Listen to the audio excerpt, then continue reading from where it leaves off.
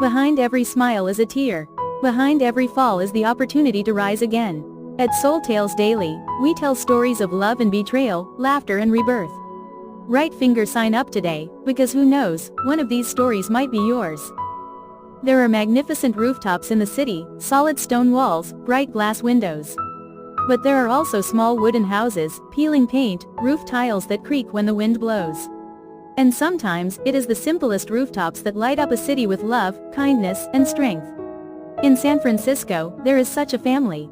On a gentle hillside overlooking San Francisco Bay, the Parker family home nestles among rows of old pines. Every morning, sunlight shines through the frosted glass windows, turning the cracks in the old wooden walls into shimmering metallic patterns. John Parker, a sturdy figure with the calloused hands of a carpenter, often steps out the door very early. On his shoulder, a toolbox with worn edges has accompanied him throughout his years of making a living. Anna, his wife, gentle and calm, always starts the day with the sound of spoons tapping in the kitchen. She works as a public school teacher, earning a meager salary, but her eyes always shine with determination. Lily, the little girl, often sits by the window, hugging a sketchbook, diligently sketching houses with smoke from the kitchen stove, hands clasped together, and flowers blooming in the rain. In their cramped kitchen, the family would cook large pots of soup together, then take them to the park to share with the homeless. For Lily, it was more than just food, it was magic. Her parents' smiles as they handed out bowls of soup turned a cold world into a warm place. One evening, the cold wind whistled through the tiled roof, the rain poured down on the porch. Anna pulled the curtain open and looked out, seeing an old woman huddled under the opposite porch, her thin shirt torn to shreds. Anna put her hand on John's hand. "Let's bring her soup." John nodded, his eyes were calm but firm. "We still have a roof." "She has nothing." Lily quickly put on her raincoat, carefully holding the small loaf of bread. "I want to give it to the old lady. This is the portion I saved from this afternoon." The three of them walked out into the rain. The street lights cast small but proud shadows. The warmth from the pot of soup radiated like a lamp against the cold night of the glittering city. But the peaceful days did not last. One afternoon, John returned, his face ashen. He put the toolbox on the floor, his shoulders heavy. "I lost my job." The air seemed frozen. Anna fell silent, her hands clenching her lapels. Lily, frightened, hugged her father's arm. "Dad, we'll be okay, right?" John forced a smile, but it was a shaky one. Behind the silence lay a storm. The lumber mill closed. The insurance money that was supposed to help the workers survive was embezzled by the owner, Mr. Brown. Dozens of families were left in despair. Mr. Brown, a man with sleek gray hair, stepped down from the luxury car, smiling arrogantly. "You want fairness? That's how business is. In this life, the strong survive, the weak suffer." Those harsh words were like a knife cutting into John's heart. He wanted to rush forward, but before him was a wall of power, lawyers, guards, money. In the following days, the Parker house fell into silence.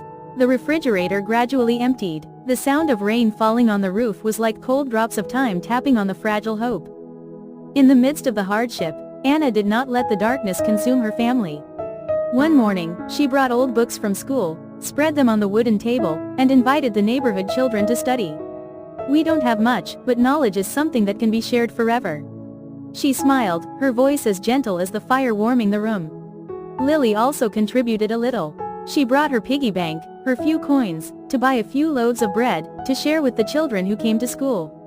John stood still, looking at his wife and children. In his seemingly broken heart, a ray of light suddenly lit up. He understood that his family might be poor in money, but never poor in love. The story of the free classes and the little loaves of bread spread throughout the neighborhood. The once closeted neighbor brought a bag of rice. The shopkeeper left a carton of milk. An unemployed young man quietly placed a few packets of noodles in front of the door. One morning, the Parkers' front porch was packed with people. An old man stepped forward, his voice trembling. "You have given us faith. Now it is our turn to stand with you." John looked around, seeing dozens of kind faces. Faith rose. For the first time in months, he felt he was not alone. With the support of the community, John and his workers filed a lawsuit against Mr. Brown. The press joined in. In the newspaper, a photo of the Parker family sitting in their poor but loving kitchen stirred up the whole city. One morning, when Mr. Brown stepped out of his office, he was surrounded by an angry crowd.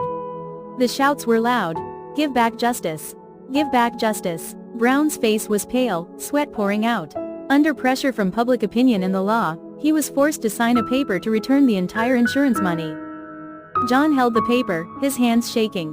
When he looked up, he saw Anna and Lily in the crowd, their eyes shining like the dawn after a storm. The insurance money was returned. John found a new job in another woodshop. But more importantly, he learned one thing. True strength lies not in muscle or money, but in unity, in love. In the poor kitchen, John put his hand on his wife and children's hand. I thought we had lost everything. But no, we still have love. And that is a priceless asset. Anna smiled softly, tears glistening. When we sow love, the world will bloom. One afternoon, the whole family stood by the Golden Gate Bridge. The sunset dyed the sea red, the waves lapped rhythmically under the bridge. Lily held her parents' hands, her eyes sparkling in the sunlight. I want to grow up to help more people. John and Anna looked at each other. In their eyes, the flame of love burned steadily, like the red of the sunset that day. From then on, San Francisco residents called the Parker family, the light in the storm. They were not wealthy, but they left an immortal mark, the belief that even in the darkness, a small fire can warm an entire city. Rose, if you believe that love and kindness can change the world, please subscribe to our channel to spread touching and inspiring stories. Sparkles, one click from you, a fire of love is lit.